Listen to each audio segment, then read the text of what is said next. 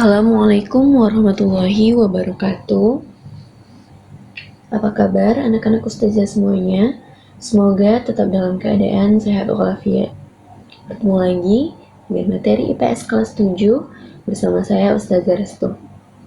Hari ini kita telah memasuki episode 17 dan hari ini bahasan yang akan Ustazah sampaikan adalah rangkuman materi bab 2 yaitu tentang interaksi sosial.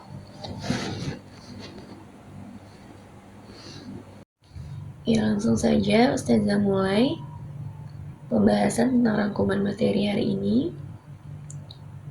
Interaksi adalah hubungan timbal balik atau saling mempengaruhi antar manusia yang berlangsung sepanjang hidupnya di dalam masyarakat.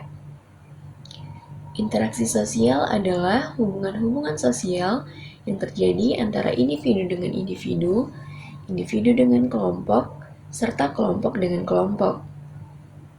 Syarat terjadinya interaksi sosial ini ada dua, yaitu dengan kontak sosial dan dengan adanya komunikasi.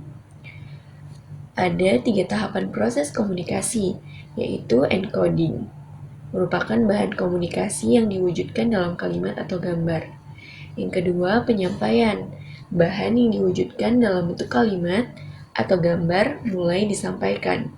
Dan yang ketiga yaitu proses decoding, di mana proses ini mencerna dan memahami kalimat serta gambar yang diterima.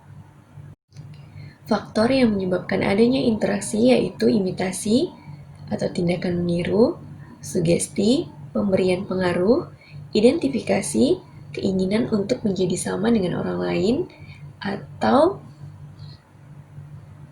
seseorang yang diidolakannya.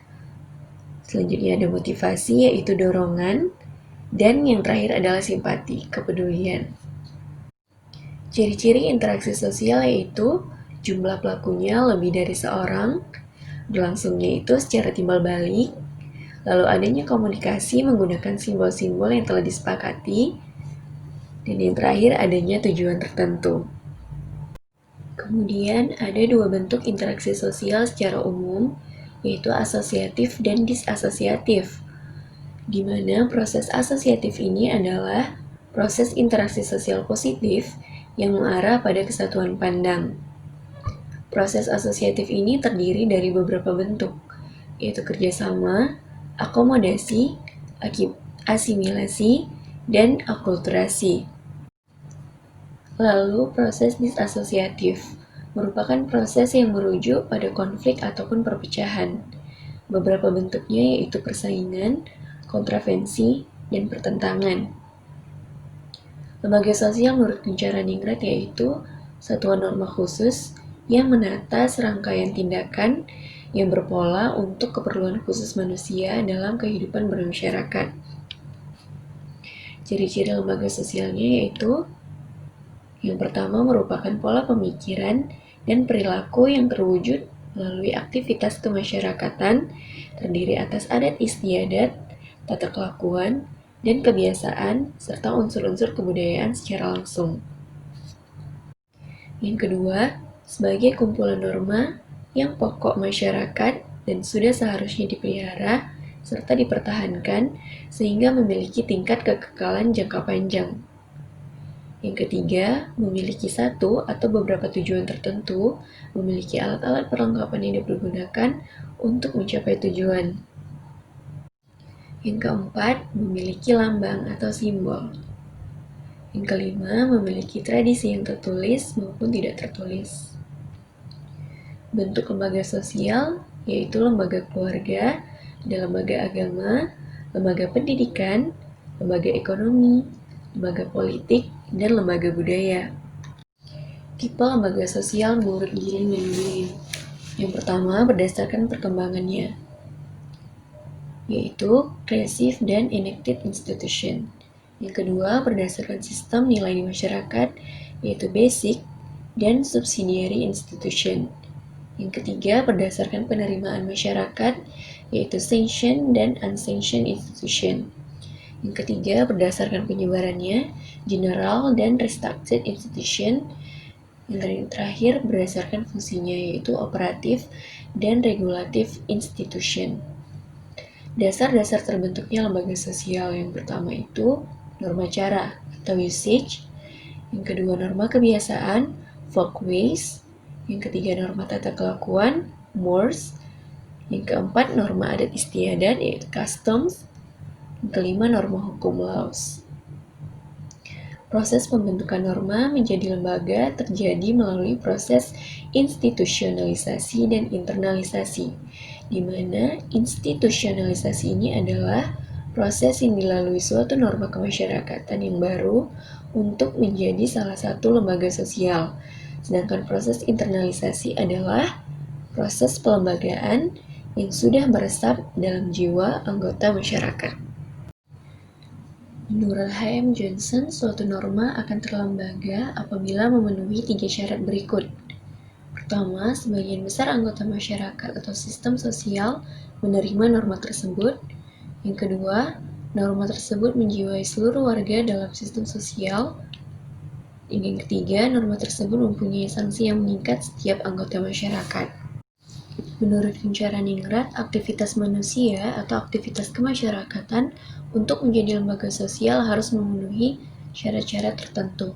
Di antaranya, suatu tata kelakuan yang baku, kelompok-kelompok manusia yang menjalankan aktivitas bersama dan saling berhubungan menurut sistem norma, suatu pusat aktivitas yang bertujuan untuk memenuhi kebutuhan tertentu, memiliki perlengkapan dan peralatan.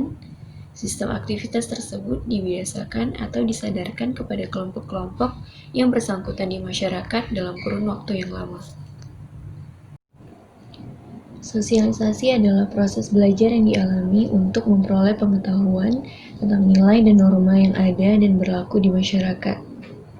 Bentuk sosialisasi ini ada 2, yaitu sosialisasi primer, di mana sosialisasi ini didapatkan oleh seseorang pada tahap-tahap awal kehidupan. Yang kedua, sosialisasi sekunder, yaitu sosialisasi individu yang masuk kepada proses pengenalan terhadap lingkungan di luar keluarga, seperti sekolah, teman bermain, dan lingkungan kerja. Lalu ada tipe sosialisasi. Yang pertama itu sosialisasi formal. Sosialisasi ini terjadi melalui lembaga-lembaga yang berwenang menurut ketentuan yang berlaku dalam negara, seperti pendidikan dan pembelajaran di sekolah. Lalu ada sosialisasi informal. Di sosialisasi ini berlangsung melalui pergaulan yang bersifat kekeluargaan, seperti antar teman sahabat, sama anggota kelompok sosial, dan dapat pula terjadi dalam interaksi sosial yang lebih luas, yakni dengan anggota-anggota masyarakat. Kemudian ada pola sosialisasi. Yang pertama itu sosialisasi represif. Sosialisasi ini atau pola sosialisasi ini menekankan pada hukum atas kesalahan. Yang kedua, sosialisasi partisipatoris. Sosialisasi ini atau pola sosialisasi ini biasanya dilakukan oleh orang tua tipe autoritatif, yakni anak dipandang sebagai objek sekaligus subjek.